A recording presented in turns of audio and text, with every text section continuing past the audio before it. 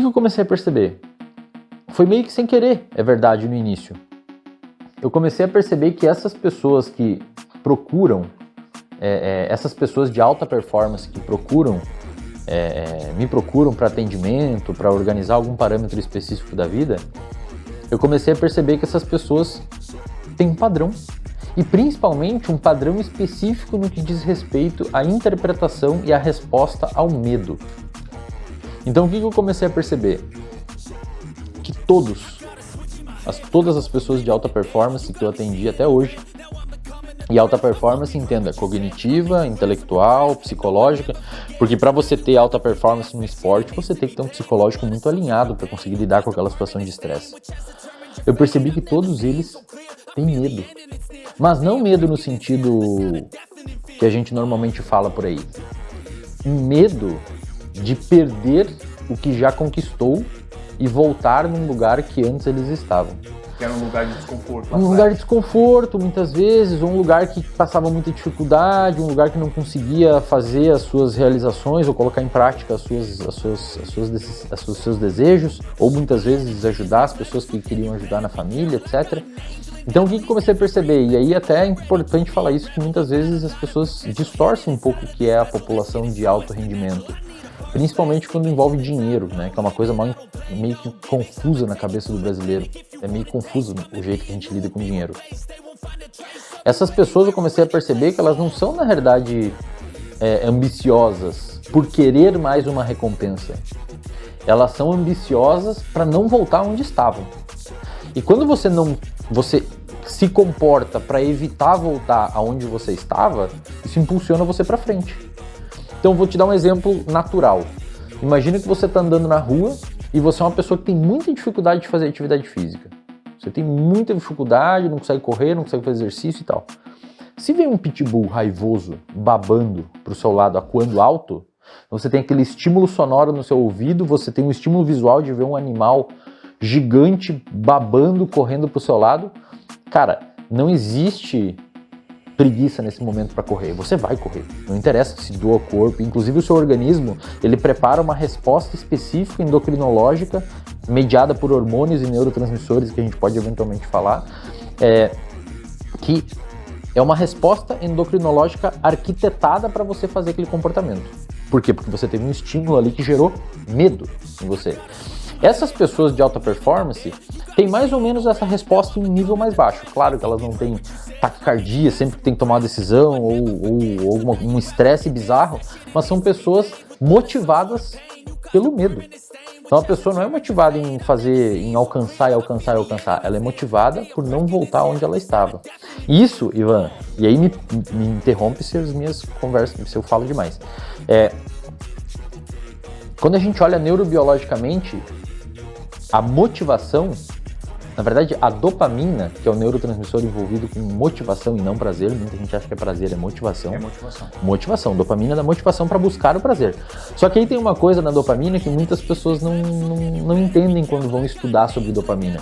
A dopamina, ela existe para gerar motivação para você buscar uma recompensa.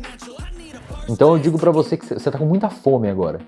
Muita fome, você é um caçador-coletor lá na savana africana morrendo de fome. Eu falo pra você, tem um pé de laranja depois daquele rio. Cara, a sua dopamina vai subir pra você buscar a recompensa que é a laranja. Ah, ela acontece previamente? Previamente, sempre previamente, isso tem bons estudos demonstrando, sempre previamente. Quando você comeu a laranja, já nem tem dopamina no seu cérebro. Ela aumenta pra você buscar a laranja, tá? Só que a dopamina aumenta numa outra situação. Se não existiu o pé de laranja, mas existiu um rio e tiver um leão correndo atrás de você, a dopamina aumenta para você cruzar o rio também. Então não existe uma recompensa lá na frente, mas você está fugindo de um perigo. E isso faz a dopamina aumentar.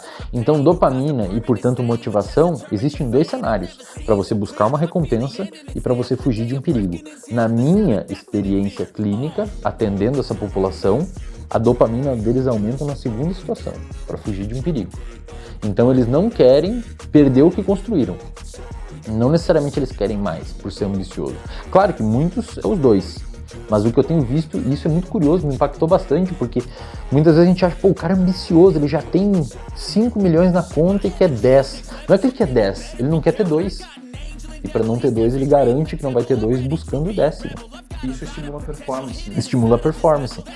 Então essas pessoas de alta performance, cara, eu falo isso abertamente, sou muito criticado muitas vezes, mas aí quando você tá de certa forma numa linha de frente em algum assunto, as pessoas ora te gostam do que você fala, ora batem no que você tá falando. E eu entendo que faz parte do game isso, de apanhar um pouco de alguns grupos. Eu acredito, com base no que eu já estudei sobre neurociência e comportamento, que se você analisar um histórico de comportamento de um grupo específico de pessoas, você consegue explicar por A mais B o porquê que aquelas pessoas se comportam daquela forma e o que levou elas a se comportar daquela forma e, portanto, em algum grau você consegue modelar isso em outra pessoa. Ótimo, esse é um assunto super Você entende o que eu quis dizer? Perfeito. Tanto que a próxima pergunta está baseada nisso. Ou seja, por meio de um agrupamento de pessoas com o mesmo nível de comportamento e de resultados, você pode, eventualmente, montar um algoritmo, ou uma fórmula, ou uma equação que faz com que esses comportamentos, eventualmente, possam ser replicáveis. Exato. É basicamente isso? Pensa assim, ó, quando você vai treinar um atleta de fisiculturismo ou de endurance, um triatleta ou um maratonista, alguma coisa assim. O que você faz? Você procura um treinador que já fez isso com outros organismos. Então ele sabe qual que é a frequência cardíaca que esse organismo tem que operar em um determinado período e quais os nutrientes tem que estar dentro desse organismo, quanto tempo. Você fala assim, ó, para um treinador experiente de triatlon. Triatlon, nada, pedala e corre, é bizarro, um negócio que não é fácil de fazer. Você fala para um treinador experiente de triatlon, eu corro hoje 10 km e quero começar no triatlon. Quando que eu vou conseguir fazer um Ironman? Que é a prova de triatlon mais difícil lá, o Ironman completo.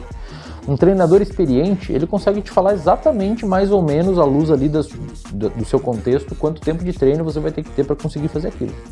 Ou seja, ele tem um protocolo que ele já fez em outras pessoas num contexto semelhante ao teu. Ele vai perguntar, você tem como ter um nutricionista, você tem como comer e você tem X horas por dia para treinar? Tenho. Então daqui 2 anos você consegue. Ele tem um protocolo de como executar aquela alta performance no esporte. Você consegue fazer, de certa forma, algo muito parecido com o comportamento de pessoas dentro de uma empresa, por exemplo. Se você souber exatamente a quais, que a gente chama de reforçadores, ou seja, o que reforça o comportamento da pessoa, o que ela é dinheiro, é ócio, a pessoa precisa de reconhecimento, ela precisa ter liberdade e autonomia, o que sensibiliza essa pessoa específica e o que reforça o comportamento dela, falando para ela, fazendo ela vir aqui, dar o seu melhor e conseguir fazer e tal. Você constrói um perfil comportamental daquela pessoa, baseado nos antecedentes de histórico de vida dela, e isso é uma coisa muito complexa de fazer e por vezes não é 100%, mas você consegue ter uma noção. Afinal de contas, você dá 100 pessoas para treinar para um triatlo, com um professor de triatleta, talvez nem os 100 vão conseguir fazer um Ironman, porque diversas questões envolvidas. Mas ele tem uma fórmula que ele consegue aplicar ali que faz com que os triatletas fiquem, a maior parte consiga. Quando a gente vai ver performance e alta performance de pessoas, eu percebo mais ou menos isso. Existe um padrão, cara. Então, eles têm... A grande maioria faz exercício físico, eles são medrosos, não medrosos no sentido pejorativo, mas eles se organizam. Quando eles veem que eles organizam processos para blindar em várias instâncias que dê problema na empresa. Então o cara tem 2 sistemas em vez de um, porque se caso um cair tem um reserva. E se isso não é uma coisa de uma pessoa medrosa, não sei o que é. Eles não deixam ponta solta. Não vai dar errado. Eu atendo muita gente da área digital hoje, não digital de mídia, mas digital de internet, que trabalha com softwares e startups e tal. Cara, os caras têm, às vezes, 3 bancos de dados para não perder, se caso caia a luz não sei o que, para não perder os dados. Os caras se blindam. E se você for ver o histórico de empresas que deu certo, muito provavelmente a existência desses comportamentos de medo foi o que selecionou essas empresas que continuaram existindo. Porque aquele cara que não botou 2 sistemas e deixou um, quando caiu a luz ele perdeu todos os dados e perdeu acionistas, perdeu investidores e a empresa quebrou. Então esse perfil e esse comportamento de medo, por vezes pode ser um preditivo, inclusive, de que a empresa vai talvez dar certo. Claro que a gente não tem esses dados e tal, mas é uma coisa que eventualmente daria para fazer. Você entende o que eu quero dizer? Existem traços de comportamento, assim como, por exemplo, em muitos atletas, a grande maioria dos atletas de altíssima performance são muito obsessivos. Obsessivos no sentido, cara, milimetricamente obsessivos. Assim, cara. César Cielo, por exemplo, que tinha um estado de ativação muito grande antes de entrar na piscina, se batendo, né? Exato, cara. E assim, vai ver se um cara desses erra uma refeição. Vai ver se um atleta de fisiculturismo de ponta toma um álcool. Os caras são obsessivos, cara. Naquele horário, aquela refeição, naquele momento, e nada vai me tirar aquilo, e eu deixo todo o resto de lado para alcançar aquela performance. Então, por exemplo, obsessividade é uma coisa que é um traço, cara, comunsíssimo em pessoas de alta performance.